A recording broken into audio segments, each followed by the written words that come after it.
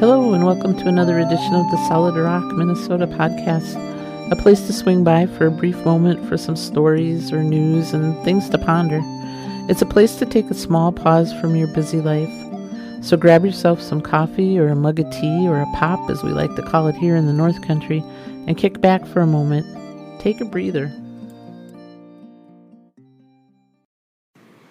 The other night, as I was looking at campers and motorhomes for sale, I finally came across one that looked like it might be the one that we've been searching for over the past few months. After the last trip out with that damn camper, as I call it, the trailer I could never seem to like, we decided to start looking for another means of travel. Through much discussion and a whole lot of tossing around 1,000,001 possible camping scenarios, we decided our best bet for getting from point A to point B is the conversion van. It's a 1999 Ford, and it's seen its better days, but it runs good.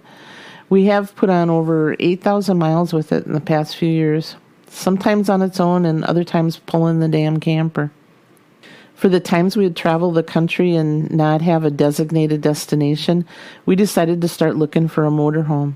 Either a Class A or a Class C, it didn't really matter. My two requests were that it had a double bed in the back and I would be able to drive it without feeling like the back of it was so long that it was in a whole nother time zone than the front of it.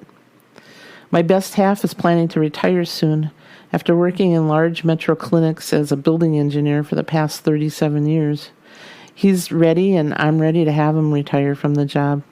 For several months, we've been browsing Marketplace and Craigslist for RVs, but none of them ever really stood out as something we wanted.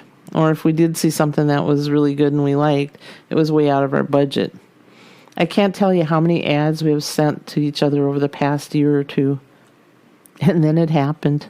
I found an older but well-kept up Class A RV. It didn't look to have too many issues, or any at all, really. No leaks, no mechanical problems, and it was about the size we were looking for. So I contacted the guy over in northern Wisconsin and said we'd be there in the morning to look at it. It was a 2-hour drive one way, so I wanted to get there as early as we could before someone else close by maybe came and grabbed it up. You always run that risk of losing a good deal on sales sites if there's someone else that's close by with cash on hand. It just happens. Well, Saturday morning came and we hurried to the bank to withdraw the asking price of the RV in case it really was what we wanted, and then we could buy it and drive it home. We walked in, and fortunately, or so I thought, we were the first ones in the bank. The first and actually the only ones in the bank. We could get this done and get in and out quickly and be on our way up north, I was thinking. The two tellers that were at the counter and the one that was working at the drive-through lane as we entered, all greeted us and gave us this hearty, happy Saturday morning. They were all smiling and perky, and if I didn't know better, I would have thought we were a long-lost family. I went to fill in the withdrawal slip as my best half chatted with the teller that was taking care of us. First, it was about the weather and the heat and the lack of rain this year, and then it was about what fun are you going to have with withdrawing all this money. Jokingly, we told her we were going to take it all to the casino and try to double it. They all laughed as our tellers started pulling all the info up on the computer. We then told them our plans of buying a motorhome, possibly. Well, we were in a bit of a hurry to get on the road for the 2-hour drive.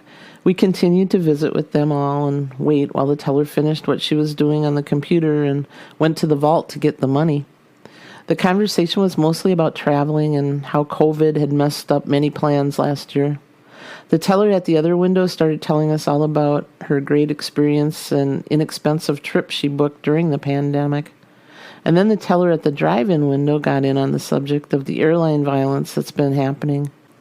We put in our 2 cents worth and waited anxiously for the teller to come back with the money to be handed off to us.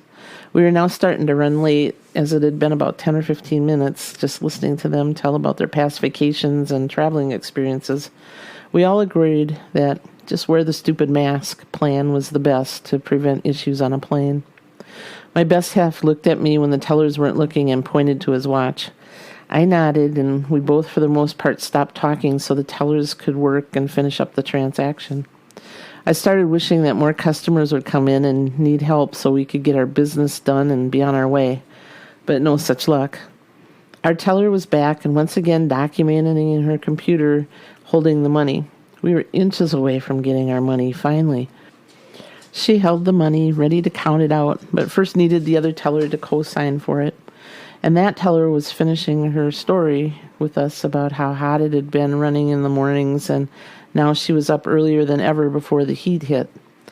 So we waited. When there was a little silence, I asked if there was anything else they needed on our end to finish up the withdrawal. Well, there was an awkward few seconds of silence, and I mean like really awkward. I'm not sure, but I may have been guilty of being rude in terms of Minnesota nice. I was walking a pretty thin line at that moment. But geez, it'd been a good 15 minutes or more since handing the withdrawal slip to the teller.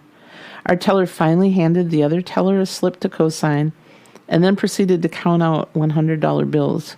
All the while doing this twice, she cautioned me that they were new bills and quite sticky, so be careful not to pay more than we should. I agreed I would be cautious, and she put the money in an envelope and finally handed it to me. It was all I could do to not just grab it and run out the door. So I took the money, and we started the Minnesota goodbye as we walked backwards towards the door. When we got to the van and both of us breathed a huge sigh of relief to get on the road, I sat back and settled in for the now 80-mile-per-hour drive to get there in time. I thought about how different it is to live in a smaller town where everybody really does know your name. I'm convinced that if possible, one of them would have walked us out to our vehicle to finish off the Minnesota goodbye with, "See you soon. Watch out for deer." Thanks for listening to the Solid Rock, Minnesota podcast. Time is precious, and we're very grateful and appreciate the time you have taken to give us a listen. If you'd like more information about Solid Rock, Minnesota, or you'd like to hear some of our other podcasts, you can find them, along with our blog and Monday morning music, at our website, www.solidrockminnesota.com. You can also contact us there if you'd like your free Solid Rock, Minnesota bumper sticker. Just message us a place to send it, and we'll pop it in the mail. Until next time, may you be filled with life, love, laughter, family, and friends, people who truly know you. Many blessings.